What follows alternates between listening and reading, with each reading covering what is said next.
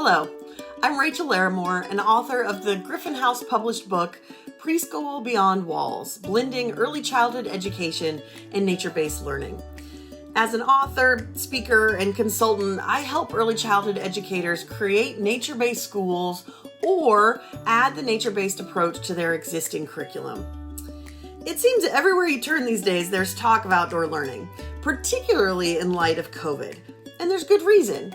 Of course, outdoor air is safer in terms of disease transmission related to COVID, but outdoor play supports children's physical health in other ways, such as balance and coordination. Nature play is also beneficial for children's cognitive and social-emotional health. Yet, even when we know time outdoors is good for children, it can be a daunting task.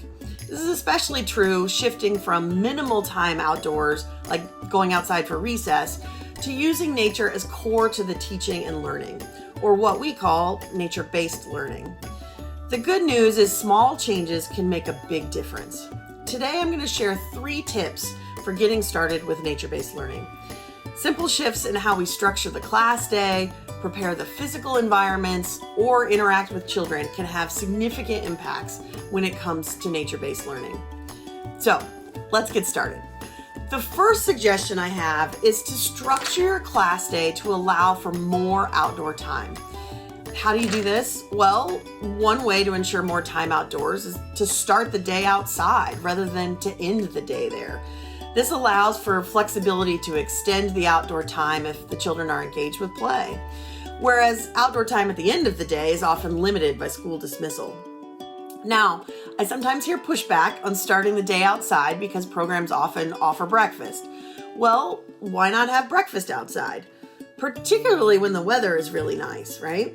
And speaking of meals and snacks and pleasant weather, another way to increase outdoor time, in addition to free play outside, is to have snacks or even rest time outside on the days when it's sunny and warm. Have the snack and meals, or even spend the entire day outside.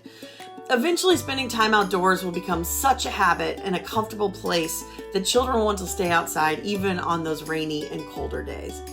The key, of course, is ensuring children have the right clothing to stay warm and dry on those days, but I assure you it is worth the effort. There's nothing quite like seeing the joy on a young child's face as they dance in the rain and jump in puddles. A second way to increase nature-based learning is to create a nature-rich classroom environment with intentional connections to nature. Of course, classroom includes both the inside space, outdoor play area, and even spaces beyond the fence, such as neighborhood parks or local nature centers. Creating a nature-rich classroom means selecting materials that reflect on, connect to, or help children make sense of their experiences in nature. The most effective materials for this are what we call loose parts. Loose parts, whether manufactured or natural, are open-ended so children can use them for multiple purposes in their play. For example, buckets, shovels, sticks, pine cones. Loose parts can also be incorporated indoors and be used for sorting, making patterns, creating art projects, and so forth. It's also important to consider connections to nature when selecting manufactured materials, so human-made materials.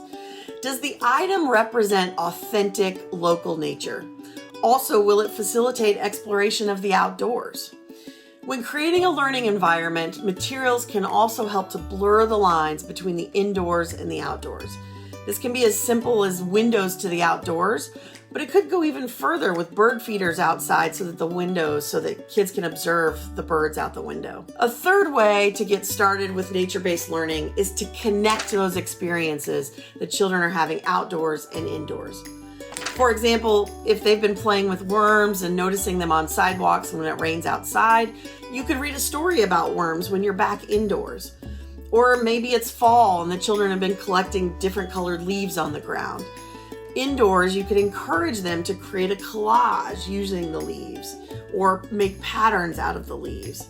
The key here is that teacher-led activities intentionally connect to the children's interest and the experiences they've been having outside. By doing this, as I mentioned with the materials just a minute ago, we're blurring the lines between the indoors and the outdoors. This helps children understand that we're part of the natural world rather than separate from it. which is really a foundational principle in nature-based education. So hopefully these tips for connecting the learning across the spaces, creating learning environments that connect to nature, and simply spending more time outside will help you to implement nature-based learning in your classroom. I'm confident that with these small shifts, you'll be inspired and you and the children will want to spend even more time outside exploring and discovering the wonders of the natural world. Of course, if you have any additional questions, please check out my book, Preschool Beyond Walls, or reach out to me. There are links provided on the site. And in the meantime, keep changing lives.